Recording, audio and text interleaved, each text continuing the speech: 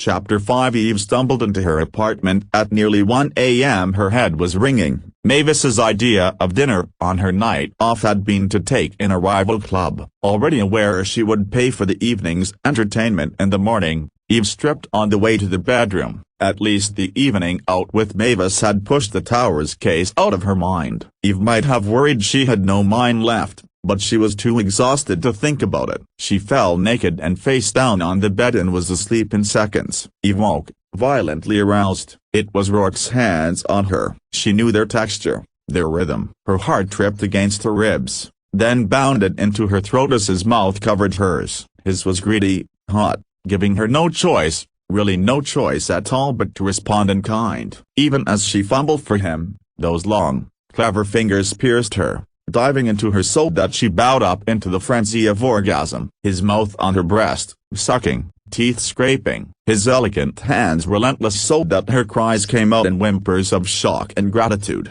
Another staggering climax to layer thick over the first. Her hands sought purchase in the tangled sheets, but nothing could anchor her. As she flew up again, she gripped him, nails scraping down his back, up to grab handfuls of his hair. God! It was the single coherent word she managed as he plunged into her, so hard, so deep she was amazed she didn't die from the pleasure of it. Her body bucked helplessly, frantically, continued to shudder even after he'd collapsed on her. He let out a long, satisfied sigh and lazily nuzzled her ear. "Sorry to wake you, Rourke." "Oh, was that you?" He bit her. She smiled quietly in the dark. "I didn't think you'd be back until tomorrow. I got lucky. Then I followed your trail into the bedroom. I was out with Mavis. We went to a place called Armageddon. My hearing's starting to come back." She stroked his back, yawned hugely. "It's not morning, is it?"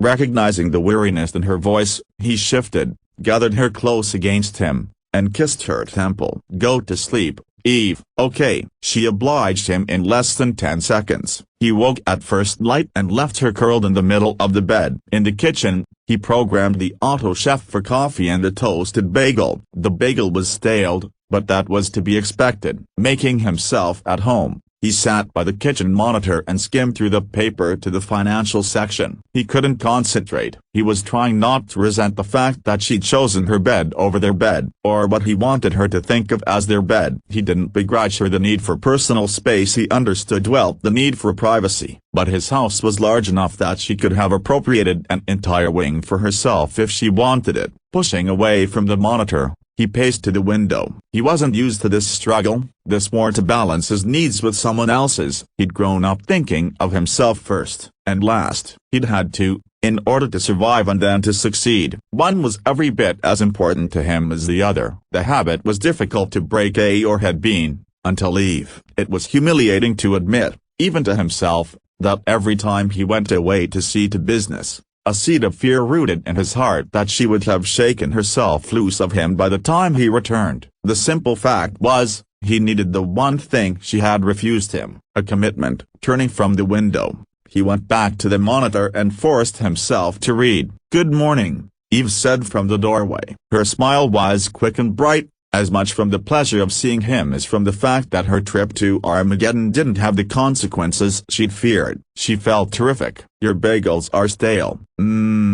She tested by trying a bite of the one on the table. "You're right. Coffee was always a better bet. Anything in the news I should worry about?" "Are you concerned with the Trigro takeover?" Eve knuckled one eye as she sipped her first cup of coffee. "What's Trigro and who's taking it over?" "Trigro's a reforestry company, hence the overly adorable name." "I'm taking it over," she grunted. "Figures." "I was thinking more of the Towers case. Cicely's memorial service is scheduled for tomorrow." She was important enough, and Catholic enough, to warrant St. Patrick's Cathedral. "Will you go?" "If I can reschedule a few appointments." "Will you?" "Yeah." Thinking, Eve leaned back on the counter. Maybe her killer will be there. She studied him as he scanned the monitor. He should have looked out of place in her kitchen, she mused, in his expensive, meticulously tailored linen shirt and with the luxurious mane of hair swept back from that remarkable face. She kept waiting for him to look out of place there, with her. "Problem?" he murmured. well aware that she was staring at him. Things on my mind. How well do you know Angelini, Marco? Rourke frowned over something he saw on the monitor, took out his notebook, entered a memo. Our paths cross often enough. Normally a careful businessman, always a devoted father, prefers spending his time in Italy, but his power base is here in New York. Contributes generously to the Catholic Church. He stands to gain financially from Towers' death. Maybe it's just a drop in the bucket, but Feeney's checking it out. You could have asked me, Rourke murmured. I would have told you Marco's in trouble. Not desperate trouble, he amended when Eve's eyes sharpened. He's made some ill-advised acquisitions over the past year or so. You said he was careful. I said he was normally careful. He bought several religious artifacts without having them thoroughly authenticated. His zeal got in the way of his business sense. They were forgeries, and he's taken a hard loss. How hard? In excess of $3 million. I can get you exact figures, if necessary. He'll recover, Rourke added with a shrug. For $3 million Eve knew she would never get used to. He needs to focus and downsize a bit here and there. I'd say his pride was hurt more than his portfolio. How much was Towers' share of Mercury worth, on today's market? He took out his pocket diary, jiggled some numbers. Somewhere between 5 and 7 million, yes, Rourke said with the faintest hint of a smile. Of course. Good Christ. No wonder she could live like a queen. Marco made very good investments for her. He would have wanted the mother of his children to live comfortably. You and I have dramatically different ideas about comfort, apparently. Rourke tucked the diary away and rose to refill his coffee and hers. An Airbus rumbled by the window, chased by a fleet of private shuttles. You suspect that Marco killed her to recoup his losses? Money's a motive that never goes out of style. I interviewed him yesterday. I knew something didn't quite fit. Now it's beginning to. She took the fresh coffee he offered, paced to the window where the noise level was rising, then away again. Her robe was slipping off her shoulder. Casually, Rourke tucked it back into place. Bored commuters often carried long-range viewers for just such an opportunity. Then there's the friendly divorce, she went on. But whose idea was it? Divorce is complicated for Catholics when there are children involved. Don't they have to get some sort of clearance? Dispensation, Rourke corrected. A complex business. But both Cicely and Marco had connections with the hierarchy. He's never remarried, Eve pointed out, setting her coffee aside. I haven't been able to find even a whiff of a steady or serious companion. But Towers was having a long-term intimate relationship with Hammett. Just how did Angelini feel about the mother of his children snuggling with the business partner? If it were me, I'd kill the business partner. That's you, Eve said with a quick glance. And I imagine you'd kill both of them. You know me so well. He stepped toward her, put his hands on her shoulders. On this financial end, you may want to consider that whatever Cicely's share of Mercury was, Angelini's matches it. They held equal shares. Fuck. She struggled with it. Still, money's money. I have to follow that scent until I get a new one. He continued to stand there, his hands cupping her shoulders, his eyes on hers. What are you looking at? The gleam in your eye. He touched his lips to hers once, then again. I have some sympathy for Marco, you see, because I remember what it's like to be on the receiving end of that look, and that tenacity. You hadn't killed anyone, she reminded him. Lately. But you weren't sure of that for a time, and still you were a broken bar drawn. Now a rather beeper on his watch pinged. Hell. He kissed her again, quick and distracted. We'll have to reminisce later. I have a meeting. Just as well, Eve thought. Hot blood interfered with a clear head. I'll see you later then. At home? She fiddled with her coffee cup. At your place? Sure. Impatience flickered in his eyes as he shrugged into his jacket. The slight bulge in the pocket reminded him. I'd nearly forgotten. I bought you a present in Australia. With some reluctance, Eve took the slim gold box. When she opened it, reluctance scattered. There was no room for it in shocked panic. Jesus bleeding Christ. Rourke, are you insane? It was a diamond. She knew enough to be sure of that. The stone graced a twisted gold chain and glinted fire. Shaped like a tear, it was as long and wide as the first joint of a man's thumb. They call it the giant's tear, he said as he casually took it from the box and draped the chain over her head. It was mine about 150 years ago. It happened to come up for auction while I was in Sydney. He stepped back and studied its shooting sparks against the plain blue robe she wore. Yes,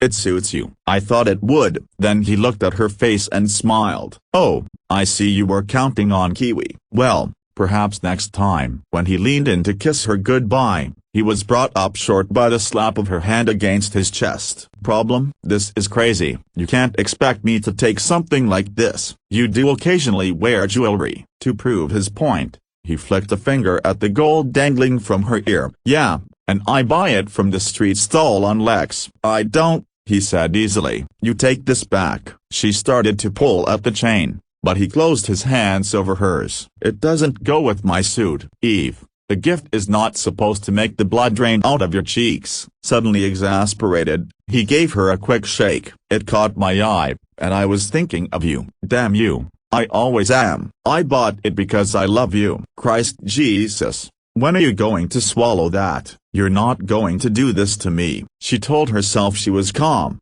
very calm, because she was right, very right. His temper didn't worry her. She'd seen it flare before, but the stone weighed around her neck, and what she feared it represented worried her very much. Do what to you, Eve? Exactly what? You're not going to give me diamonds. Terrified and furious, she shoved away from him. You're not going to pressure me into taking what I don't want, or being what I can't be. You think I don't know what you've been doing these past few months? Do you think I'm stupid? His eyes flashed, hard as the stone between her breasts. No, I don't think you're stupid. I think you're a coward. Her fist came up automatically. Oh, how she would have loved to have used it to wipe that self-righteous sneer from his face. If he hadn't been right, she could have. So she used other weapons. You think you can make me depend on you? Get used to living in that glorified fortress of yours and wearing silk. Well, I don't give a damn about any of that. I'm well aware of that. I don't need your fancy food or your fancy gifts or your fancy words. I see the pattern.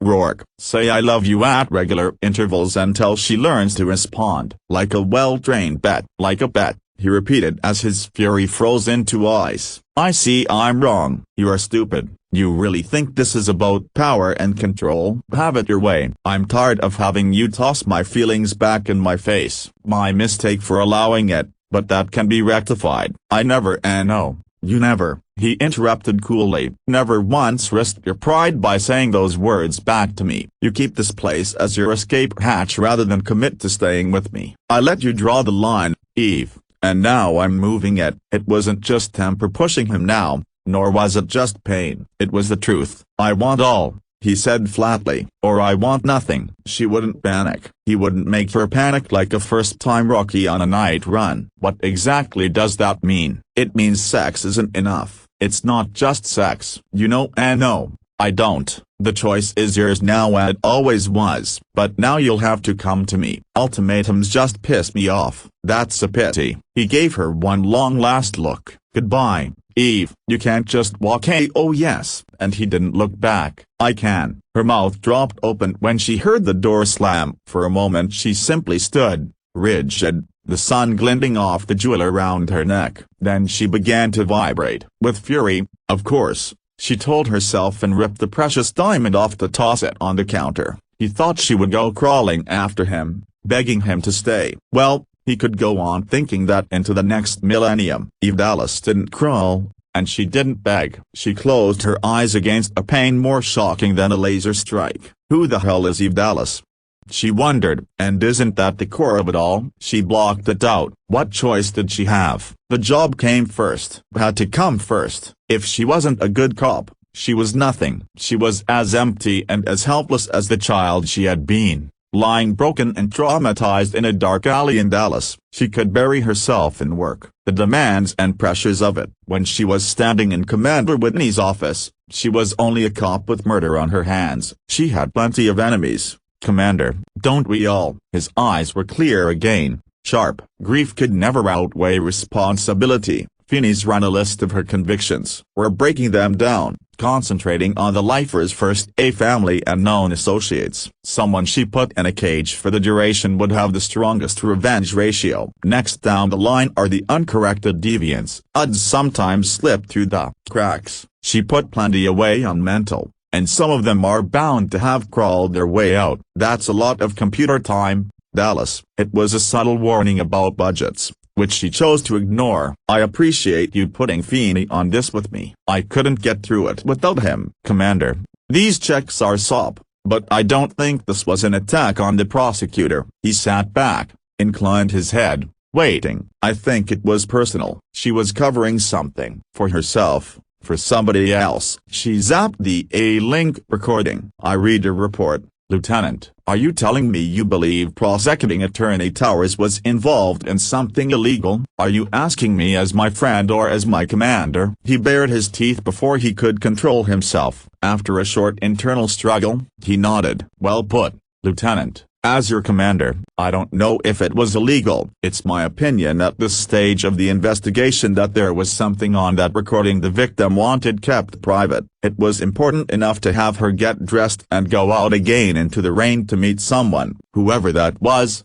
certain she would come alone and that she would leave no record of the contact. Commander, I need to speak with the rest of the victim's family, her close friends, your wife. He'd accepted that, or tried to. Throughout his career he had worked hard to keep his loved ones out of the often nasty air of his job. Now he had to expose them. You have my address, Lieutenant. I'll contact my wife now and tell her to expect you. Yes, sir. Thank you. Anna Whitney had made a fine home from the two-level house in the quiet street in the suburbs of White Plains. She had raised her children there, and raised them well, choosing the profession of mother over a teaching career. It wasn't the state salary for full-time parents that had swayed her. It had been the thrill of being in on each and every stage of childhood development. She'd earn her salary. Now, with her children grown, she earned her retirement stipend by putting the same dedication into nurturing her home, her husband, and her reputation as a hostess. Whenever she could, she filled the house with her grandchildren. In the evenings, she filled it with dinner parties. Anna Whitney hated solitude, but she was alone when Eve arrived. As always, she was perfectly groomed, her cosmetics were carefully and expertly applied, and her pale blonde hair was coiffed in a swept-back style that suited her attractive face. She wore a one-piece suit of good American cotton, and held out a hand adorned only with a wedding ring to welcome Eve. Lieutenant Dallas, my husband said you would come. I'm sorry to intrude, Mrs. Whitney. Don't apologize. I'm a cop's wife. Come in. I've made some lemonade. It's tablet, I'm afraid. Fresh or frozen is so monstrously hard to come by. It's a little early for lemonade, but I had a yen for it today. Eve let Anna chatter as they walked into the formal living area with its stiff-backed chairs and straight-edge sofa. The lemonade was fine, and Eve said so after the first sip. You know the memorial service is at 10 tomorrow. Yes, ma'am. I'll be there. There are so many flowers already. We've made arrangements to have them distributed after Broken Bar, but that's not why you're here. Prosecutor Towers was a good friend to you. She was a very good friend to me and my husband. Her children are staying with you. Yes, they Broken Bar. They've gone with Marco just now to speak with the Archbishop about the service. They're close to their father. Yes, Mrs. Whitney. Why are they staying here, rather than with their father? We all thought it best. The house Marco's house holds so many memories. Cicely lived there when the children were young. Then there's the media. They don't have our address, and we wanted to keep the children from dealing with reporters. They've swamped poor Marco. It'll be different tomorrow, of course. Her pretty hands plucked at the knee of her suit, then calmed and lay still again. They'll have to face it. They're still in shock. Even Randall Slade, Myrina's fiancé, he'd gotten very close to Cicely. He's here as well. He'd never leave Myrina alone at such a time. She's a strong young woman, Lieutenant, but even strong women need an arm to lean on now and then. Eve blocked out the quick image of Rourke that popped into her brain. As a result of the effort, her voice was a bit more formal than usual as she led Anna through the routine questions. I've asked myself over and over what could have possessed her to go to that neighborhood, Anna concluded. Cicely could be stubborn, and certainly strong-willed, but she was really impulsive and never foolish. She talked to you, confided in you. We were like sisters. Would she have told you if she was in trouble of some kind? If someone close to her was in trouble? I would have thought so. She would have handled it herself, or tried to first. Her eyes swam, but the tears didn't fall. But sooner or later she would have blown off steam with me. If she'd had time, Eve thought. You can think of nothing she was concerned about before her death. Nothing major. Her daughter's wedding, getting older. We joked about her becoming a grandmother. No, Anna said with a laugh as she recognized Eve's look. Myrina isn't pregnant, though that would have only pleased her mother. She was always concerned for David as well. When he settled down, was he happy? And is he? Another cloud came into her eyes before she lowered them. David is a great deal like his father. He likes to wheel and deal. He does a great deal of traveling for the business, always looking for new arenas, new opportunities. There's no doubt he'll take the helm if and when Marco decided to turn it over. She hesitated, as if about to add something, then smoothly switched gears. Myrina, on the other hand, prefers to live in one spot. She manages a boutique in Rome. That's where she met Randall. He's a designer. Her shop handles his line exclusively now. He's quite talented. This is his, she said, indicating the slim suit she wore. It's lovely. So as far as you know, Prosecutor Towers had no reason to be concerned for her children. Nothing she would have felt obliged to smooth out or cover over. Cover over? No, of course not. They're both bright, successful people. And her ex-husband, he's having some business difficulties. Marco? Is he? Anna shrugged that off. I'm sure he'll straighten them out. I never shared Cicely's interest in business. She was involved then, in business. Directly, of course. Cicely insisted on knowing exactly what was going on and having a say in it. I never knew how she could keep so many things in her head. If Marco was having difficulties, she'd have known, and probably have suggested a half-dozen ways to right things. She was quite brilliant. When her voice broke, Anna pressed a hand to her lips. I'm sorry, Mrs. Whitney. No, it's all right. I'm better. Having her children with me helped so much. I feel I can stand for her with them. I can't do what you do, and look for her killer. But I can stand for her with her children. They're very lucky to have you, Eve murmured, surprised to hear herself say it and mean it. Odd. She'd always considered Anna Whitney a mild pain in the ass. Mrs. Whitney, can you tell me about Prosecutor Towers' relationship with George Hammett? Anna pokered up. They were dear, good friends. Mr. Hammett has told me they were lovers. Anna huffed out a breath. She was a traditionalist, and unashamed of it. Very well, that's true. But he wasn't the right man for her. Why? Set in his ways. I'm very fond of George, and he made an excellent escort for Cicely. But a woman can hardly be completely happy when she goes home to an empty apartment most nights, to an empty bed. She needed a mate. George wanted it both ways, and Cicely deluded herself into thinking she wanted that, too, and she didn't. She shouldn't have. Anna snapped, obviously going over an old argument. Work isn't enough. As I pointed out to her many times, she simply wasn't serious enough about George to risk. Risk? I'm speaking of emotional risk, Anna said impatiently. You cops are so literal-minded. She wanted her life tidy more than she wanted the mess of a full-time relationship. I had the impression that Mr. Hammett regretted that he loved her very much. If he did, why didn't he push? Anna demanded, and tears threatened. She wouldn't have died alone then, would she? She wouldn't have been alone. Eve drove out of the quiet suburbs, and on impulse she pulled her car over to the curb and slumped down in the seat. She needed to think. Not about Rourke, she assured herself. There was nothing to think about there. That was settled. On a hunch, she called up her computer at her office and had it get to work on David Angelini. If he was like his father, maybe he had also made a few poor investments. While she was at it, she ordered a run on Randall's Late and the boutique in Rome. If anything popped up, she would have a scan on the flights from Europe to New York. Damn it. A woman who had nothing to worry about didn't leave her warm, dry apartment in the middle of the night. Stubbornly, Eve retraced all the steps in her head. As she thought it through, she studied the neighborhood. Nice old trees spreading shade, neat postcard-sized yards with 1- and 2-story fully detached houses. What would it have been like to have been raised in a pretty,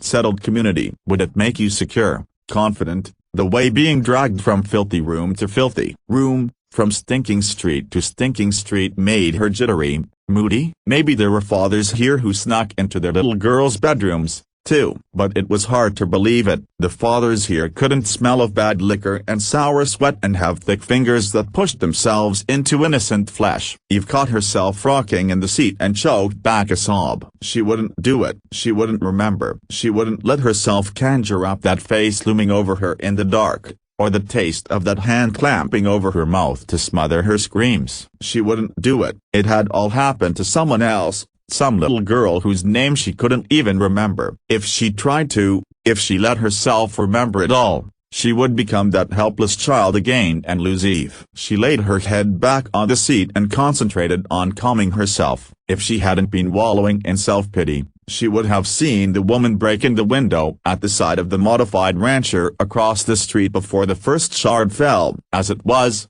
Eve scowled, asked herself why she'd had to pull over at just this spot, and did she really want the hassle of dealing with intra-jurisdiction paperwork. Then she thought about the nice family who would come home that night and find their valuables gone. With a long-suffering sigh, she got out of the car. The woman was half in and half out of the window when Eve reached her. The security shield had been deactivated by a cheap jammer, available at any electronic outlet. With a shake of her head for the naivete of suburban nights, Eve taped the thief smartly on the butt that was struggling to wiggle through the opening. "Forget your code, ma'am." Her answer was a hard donkey-style kick to the left shoulder. Eve considered herself lucky it had missed her face. Still, she went down, crushing some early tulips. The perp popped out of the window like a cork and bolted across the lawn. If her shoulder hadn't been aching, Eve might have let her go. She caught her quarry in a flying tackle that sent them both sprawling into a bed of sunny-faced pansies.